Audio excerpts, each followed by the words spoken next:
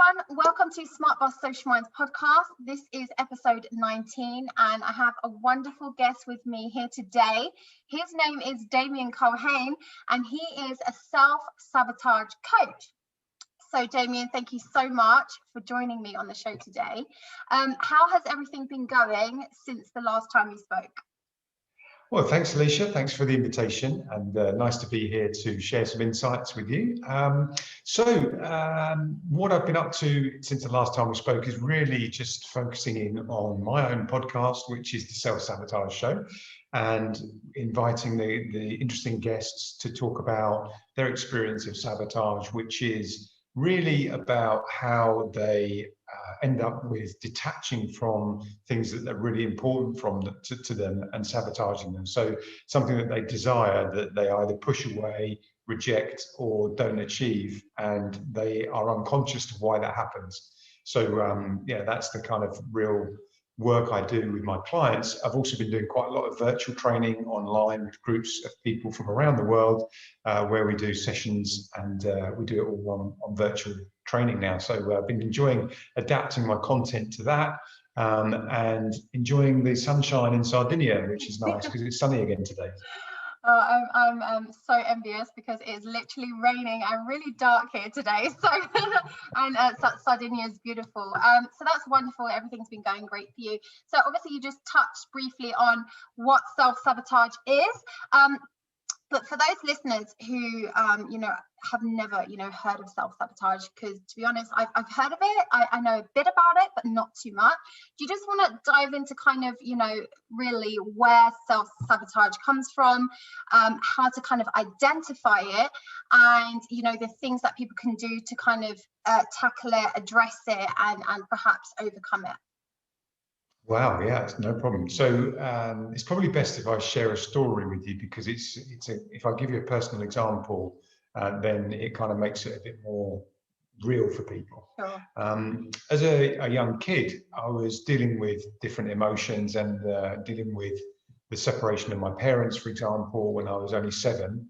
And one of the ways that I dealt with that was by emotional eating. So I would eat too much and I would consume a lot of junk food, for example. And I just carried on doing that. So I just kind of slipped into that pattern a little bit. And unconsciously, I was really dealing with my emotions and dealing with the thoughts that I was experiencing by turning to something which is what I would call a dysfunctional behavior. So although I didn't know that at the age of 7, and I didn't really understand that when I was a teenager, I had this dysfunctional way of coping, which was leaning into junk food. So I would do it often in private, I would do it in secret, but I was very addicted to junk food. And that lasted for a very long time into my adult life. And it's really how we deal with those thoughts and emotions and those beliefs around ourselves that really govern how we respond.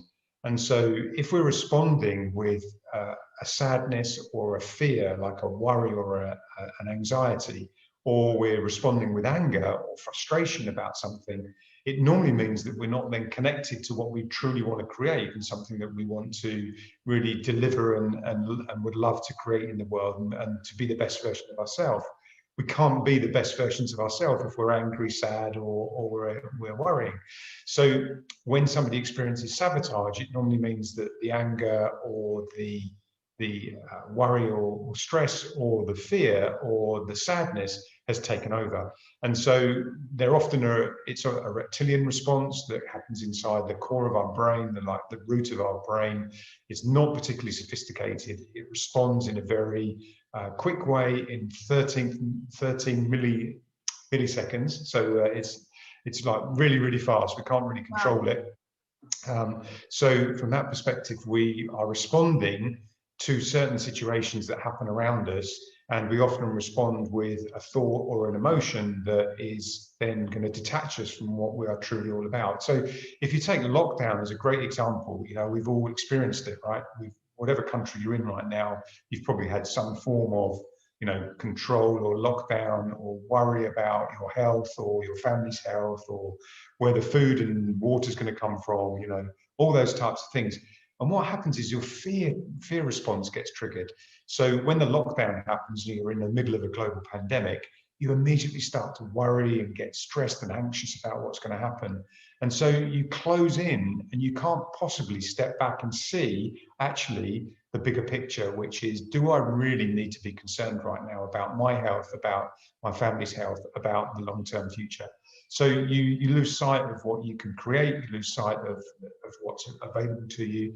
And so little things start to frustrate you, people around you, because you're in close proximity to them. You start to see the kind of niggles that really irritate you, that wind you up or upset you in some way, because you can't detach yourself from that fear response and that anxiety, which is in every cell of your body.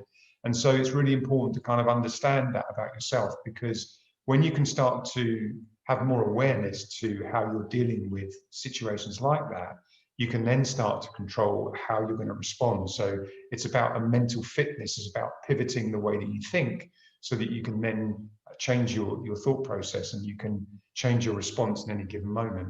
So I hope that answers all of your questions. Wow, yes, you covered so much there. Yeah, that definitely, you know, kind of gives us a much better understanding of self-sabotage. So it's almost like a detachment, and you help people to address that, recognize that, and then kind of bring them back in. So would you say that self-sabotage is, you know, when you talk about self-sabotage, is it like the kind of like the negative voice that we get inside of us that is kind of telling us we're not good enough, or that kind of thing? Is that what self-sabotage is? Yeah, absolutely. So it's an unconscious response, and we have this unconscious part of our brain, which basically is this reptilian kind of autopilot. You know, it's just, and it is the inner voice. So the inner voice happens within 13 milliseconds. So, you know, if you see something, you're going to respond with a thought that takes 13 milliseconds to actually manifest. So you've automatically, like almost immediately, you're going to go to a response. The typical way that we would respond is from a key saboteur, which is the judge. So the judge is looking at yourself. Oh yeah, you always do this. Look at, you're doing it again. You know, like that critical voice, that inner critic. Often that comes from, you know, suppression as a child, or from an adult figure who was very dominant, or a teacher that might have been overbearing. And so you hear these voices that are typically, you know, telling you you're not good enough, or telling you that you're not worthy, or whatever it might be. So that's the immediate response. And that's the key saboteur that we have, the judge. And then there are 9 other accomplice saboteurs. So for example, with mine, the second one is pleaser. So I come from a place of wanting to help other people, which is probably why I'm a coach, right? So it's about that kind of desire to serve others and contribute something and make a difference. But the sabotaging thoughts are that underneath all of that, my belief is I'm not worthy. So therefore, I'm trying to help people because I don't feel worthy of getting help or of receiving it.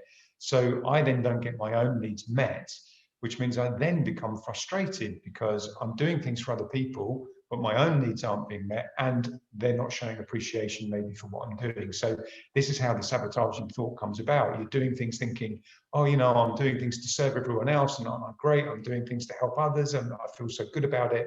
But then you sit down and go, yeah, but they're really ungrateful, or, you know, why am I so unhappy when I'm helping other people? It doesn't make sense. So you really need to understand all of those different aspects of your unconscious behavior and the unconscious inner voices, of which there are at least 10. And if you're inside some of my clients' heads and some of my head from the past, you've probably got more than 10. But, you know, there's that inner monkey, if you like, the kind of chattering away. And the idea is to understand why it happened, why it's programmed the way it is, to have awareness to when it happens, what triggers it, and then to be conscious enough to be present to quieten that voice and neutralize it, to then tap into a different level using mental fitness, a different level of consciousness to really understand how you can solve problems, how you can empathize with people, how you can navigate new situations, how you can innovate, and how you can really create something beautiful in your life. Wow, that is incredible. And you're obviously so passionate about what you do, and it's really, you know, amazing that you live your life. You were able to kind of overcome all of your challenges through, you know, self-teaching yourself, researching all this stuff and finding out about self-sabotage, and, you know, using that to overcome the obstacles in your life. It's really fascinating. So you know, you went through self-sabotage, you went through this kind of dark phase in your life, you were able to overcome it. So from that moment, what then, like, how did you then become a self-sabotage coach? Like, how did you make that leap? Oh, great. I am very passionate about this. And I think the key thing is I got to the lowest point in my life where not only was I overeating, I was drinking too much, I was binge drinking till I passed out. I had other addictions that were really unhealthy and making very poor choices. So I kind of reached a dead end with all of that, of the addictions. And then in the end, I'd become addicted to my own sadness. So I was wallowing in that self-pity of, you know, isn't my life crap? And I've created it. It was my choice to make certain things and to make certain choices and decisions. And that had resulted in a lot of my sadness that I'd created. So when I sat with that, it was like, okay, well, there's only one person who's responsible to sort this out. That's me. And I needed to go deep inside, as you'd said. So I went on that journey of discovery and really understanding myself. And it took a period of time to be able to do that. And it was about shedding the mask and getting rid of the identity, not necessarily getting rid of it, but understanding the identity that I'd created so that I could then start from scratch and clear a space for actually who am I and what do I represent and what are my values, what do I want to create in the world, and you know, why am I here, to that kind of existential stuff, and really started to rebuild from that moment. And so the journey was all about understanding the unconscious behavior, the unconscious pattern of sabotage. Everybody has it. We have typically between 18 and 25 steps in our pattern of sabotage. We're unconscious to it, so you can't do this on your own. It's not work that you can do on your own. You do need to work with people who understand it, and understand how to read your pattern. It's a very intuitive process. Once you have that, it's a very enlightening personal growth moment, because you suddenly get the release of, oh my God, yeah, when I look at all of the stuff I've sabotaged and all the things that I've been doing, underlying all of it is an emotional wound. This is what Carl Jung refers to as an emotional wound. You formula that is created from the age of 0 to 7, where you've got an unmet need, or you've got a lack of recognition, or a lack of love, or whatever it might be that you identify and attach yourself to. So for me, when I discovered that my motivation and purpose of my pattern of sabotage was that I cannot be loved, and I was trying to avoid receiving love, it made so much sense. Emotionally, it's a horrific place to be, because you just realize what a mess you've created of relationships, and you know how that's played out in other areas of your life. But when you look at the underlying thread of it, and you realize that you come from that place of, you know, cannot be loved, you realize the mistakes you've made, and you start to regret that. But you can't be defined by your past, so you have to create the future based on the fact that you don't want to be defined by that any longer. So when I create situations like an end result or a goal I'm going for, if it feels like I'm going to end up with a cannot be loved type of energy, I know that I'm in my pattern. I've got anger, or I've got sadness or fear coming up. I know that I'm going to be in my unconscious pattern, and it's going to end up with cannot be loved.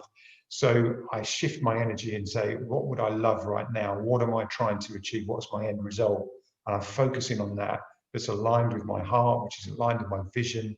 And I got that so powerfully from an immense amount of personal growth, but also I was doing what's called an activation ceremony, I suppose you'd call it. This was in Croatia last year in 2019.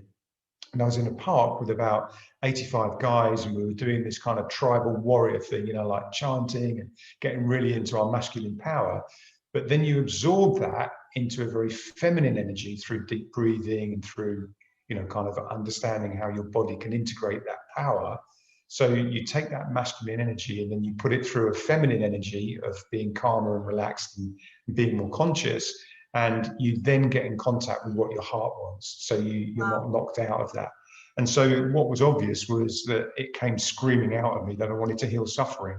So it was natural for me to then move into the self-sabotage coaching, which is healing people's emotional suffering. It's helping them to alleviate their psychological pain. It's helping them with their emotional wound. And that's what the self-sabotage recovery program is, which is what I work on with my clients one-to-one. Wow. So it really sounds like you have found your true purpose in life.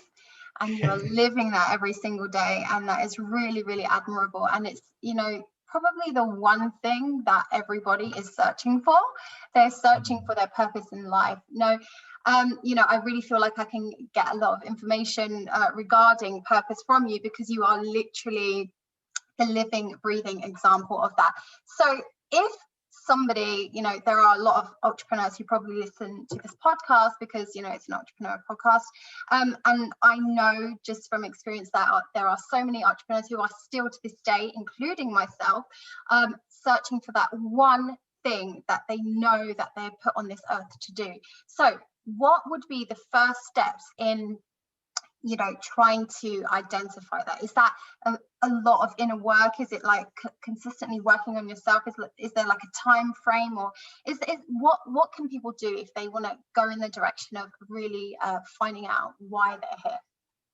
So the simple answer is to work with me for 2 hours, and I'll tell you. I love that. No, there are things that you can do. So the key things for me are, there's a kind of natural sweet spot, which is, firstly, really identify what your key skills and strengths are. So what are you really good at? What are you known for? What are your attributes? What do other people recognize you for? So there'll be a kind of list of the key strengths that you have, the key things that you know that you're good at, that you're natural at, you know, you have a natural ability to be able to do. So for me, it's about interpersonal skills, it's about listening, it's about understanding, compassion, empathy. All of those things are things that I know that I'm good at and that I've been recognized for.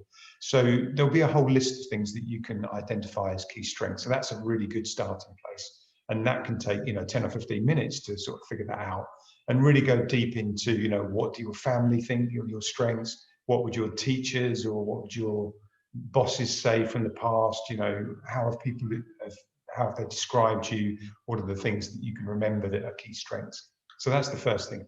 The second thing is to really look at, what do you enjoy doing? What do you have fun with? What things really, you know, light you up and do you get pleasure from? So it might be that it's a hobby, or it might be something like where you're concentrating and in flow and you can lose track of time. They're the sorts of things that we love to do. So it might be some kind of creative thing, or it might be something around writing, or when you're designing something, you know, anything like that, that you can lose yourself and get into flow.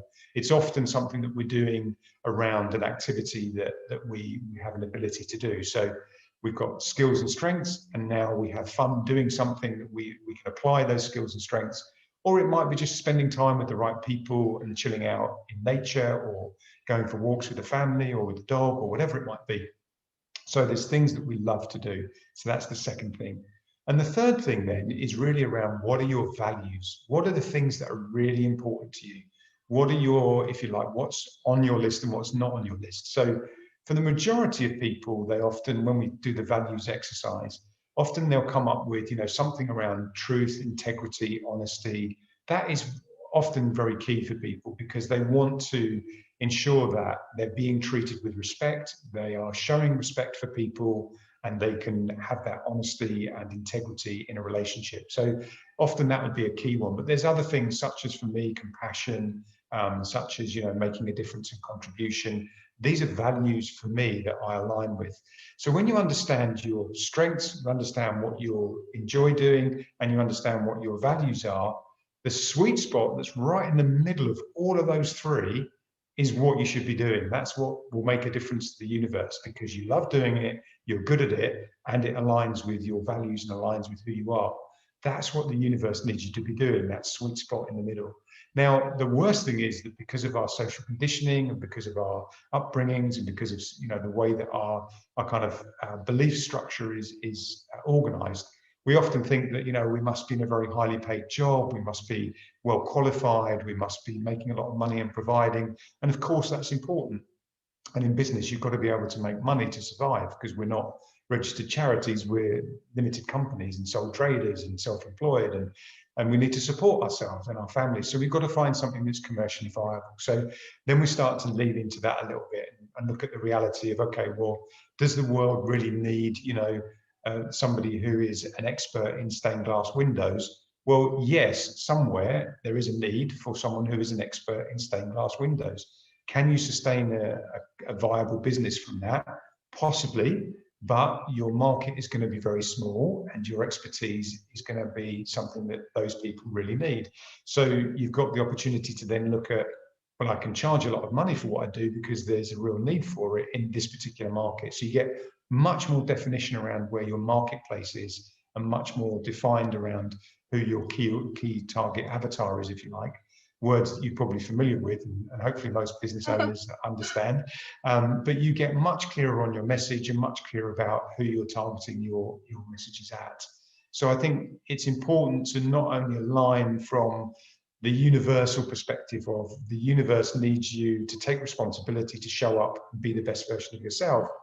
It's also actually commercially, can I make that work? Is that something the universe really needs and people want to pay for?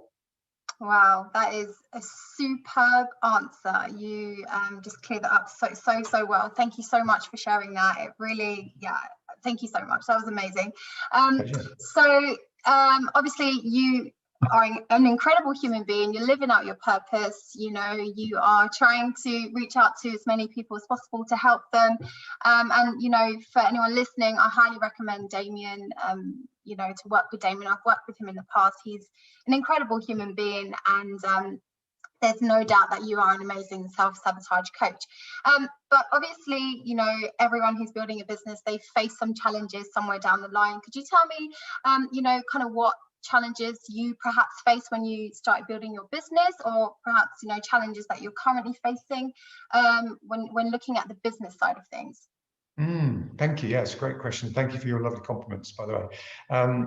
I think the key thing for me has always been around wanting to do things myself, but not having the expertise and knowledge to be able to deliver on it. So for example, you know, you take something like a recorded podcast and you look at the video content. I would love to be able to quickly and easily extract 2 minutes of that to then share on social media so that people know about the work I do and are interested to come and have a look at a bit more. But for me to, you know, figure that out, go and spend time to do it and find the technology that works and upload it and edit it, and all of that stuff is very time consuming. And the more I do that, the less I'm coaching and the less I'm working one-to-one with my clients. So I guess it's just kind of really getting that balance, because I can't have somebody interacting with the audience that I'm creating or my community who either isn't me or doesn't understand my message. And therefore, I need to really kind of look at how I engage with my audience and how I use that. So in the past, for example, I've used organizations that do a kind of done for you service, where they help me to publish a book and they help me to develop some videos and put that online. And that was really beneficial, but then I didn't follow through enough on it. So although I did it in initial kind of flow and initial success, I didn't then continue that or sustain that. So I guess the key thing is about understanding what works and what structure works for you, and then doing more of that. So I think when I first started, I definitely lacked structure, and I was a bit kind of all over the place with it and didn't really know my direction, didn't really understand what my key message was.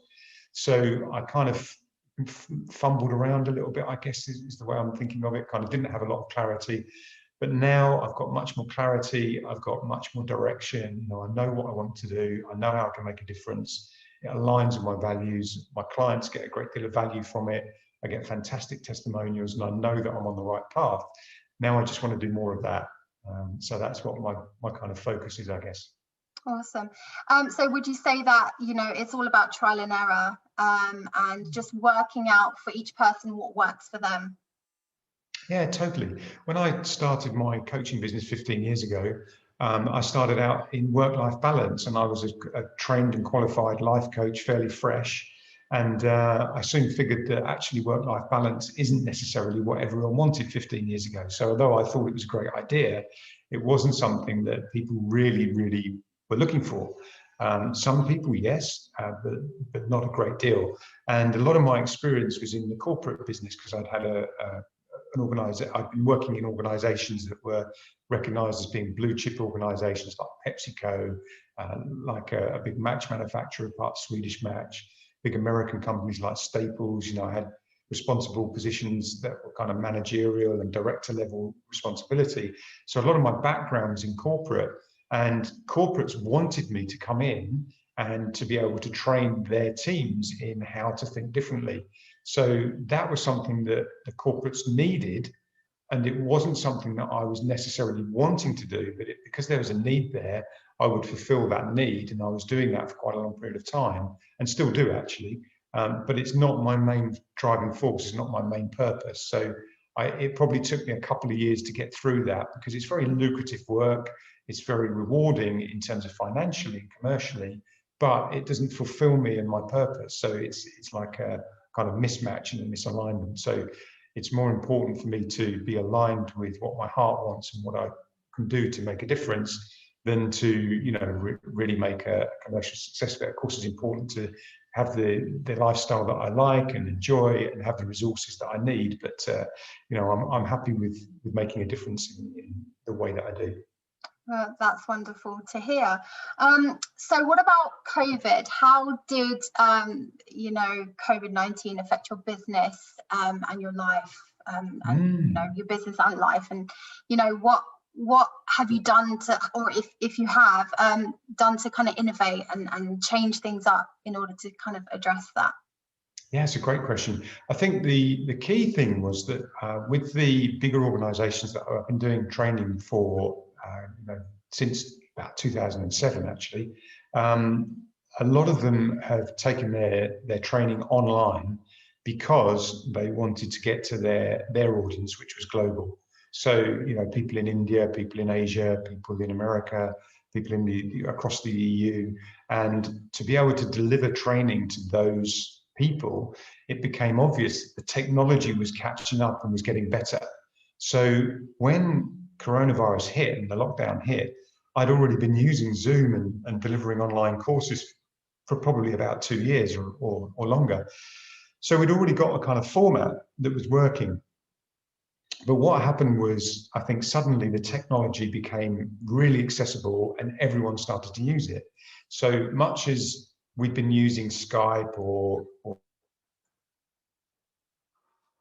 suddenly more people are using it, like tens of millions, not just a few million, tens of millions every day are using these video conferencing facilities. So it becomes much more natural when I'm then talking to my clients and saying, yes, we can do some one-to-one coaching and it's going to be over Zoom.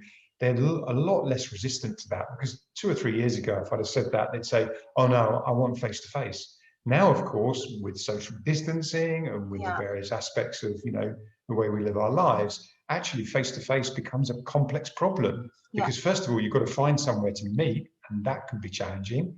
And when you do meet, you've got to say, well, are we going to wear masks? Are we going to, be in a cafe? And it's quite personal as well, isn't it? It's very personal, right? You don't want to be sitting 2 meters apart and shouting in a cafe, because it's a personal topic. So actually, it lends itself really nicely to this format. So it's become a lot more acceptable to use this format. So that's become a lot easier. What I have done is taken more of my content that was the intellectual property I own around transferring skills and the kind of traditional workshops that I would have run, and I'm converting that into online content so that people can consume that online in a digital kind of, through videos and through online learning platforms. So that shifted for me. On a personal level, I was actually in Poland when the lockdown happened. So I was in a foreign country at the time. And my immediate response was complete and utter fear and like survival. So I was thinking, where's the nearest power station? How are we going to get there if there's nobody alive to keep the power station going? Where are we going to get electricity? Where's the water? What happens if the water treatment is switched off and can't be run? Where are we going to get fresh water from? So I went into this kind of panic mode. I was standing in the supermarket, like filling my basket up with pasta and, all sorts of stuff, And I was just like, hang on a minute. Actually, the shops are still going to be open. The water comes actually from a fresh source where I was living. It actually comes from the mountain, so it's a spring, so there's no problem with water. And the power stations, they're essential for people, so they're going to carry on continuing to open. And when you look at the fatality rate, you look at the infection rates and what happens with the condition, actually, when you dig deep inside of it, it's actually, not, I don't want to underplay it or undermine it, but it's not as serious as we might make out that it is. You know, the media make it much bigger, the government makes it much more serious. When you look inside of it, actually, of course, it is dangerous to certain members of the community and certain age groups and certain people that are very vulnerable. My own son, who's disabled, he is a vulnerable person who has to be shielded, because if he gets some condition on his lungs, for example, he's not strong enough to be able to fight that. So we have to respect the fact that there are certain people who are going to be very vulnerable. But when you step back and actually start to look at how can I make a difference in the world, I can still continue to do that despite the fact that there's a global epidemic going on, and I can still create a life I love. It just needs to be maybe a little bit different to how I originally planned it. So we just adapt to it and get on with our lives and focus on that. So Absolutely.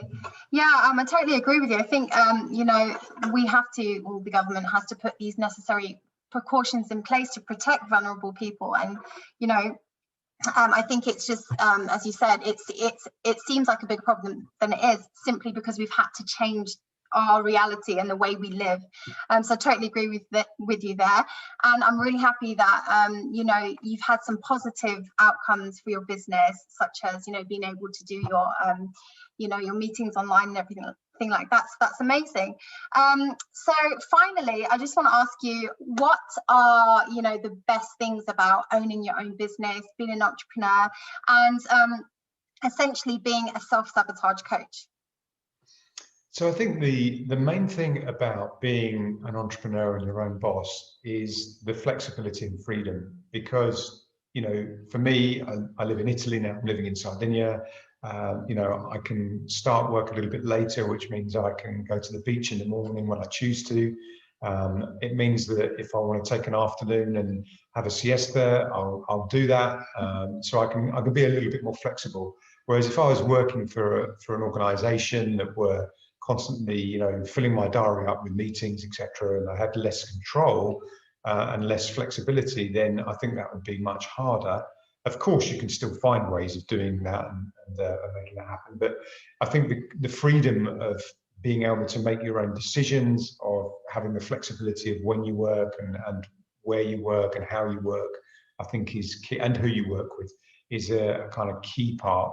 I guess the other thing is that when I've worked for commercial organizations, often what gets in the way is things like the kind of values of the organization. So when I was working in an organization, a large PLC, a big blue chip company, I was a director of the business, and I was being asked to make decisions that didn't align with my integrity, didn't align with my values. We were losing a contract to a competitor, and as part of that, we had to transfer a number of people from our payroll onto this new company, onto one of our competitors, onto their contract. So they'd won the contract from us.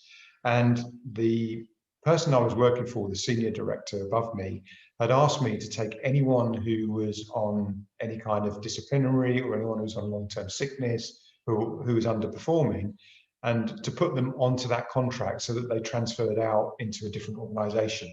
Now, that totally misaligned with me, because my belief is that, you know, you work with somebody to develop them, you work with somebody who's facing challenges, you help them to overcome those, you train them. Of course, if there's underperformance, you need to deal with that, but you certainly don't do it in a Machiavellian underhand way by passing them off to somebody else. And so that really misaligned with me.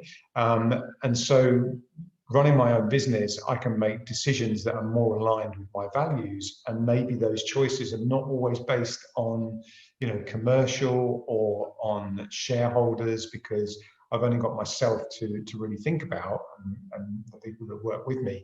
So if I want to choose to do some voluntary work, for example, I'll go and choose to do that. If I choose to charge a charity less than what my commercial rate is because I want to make a difference to them, I can make that decision. So I don't have to check with anyone.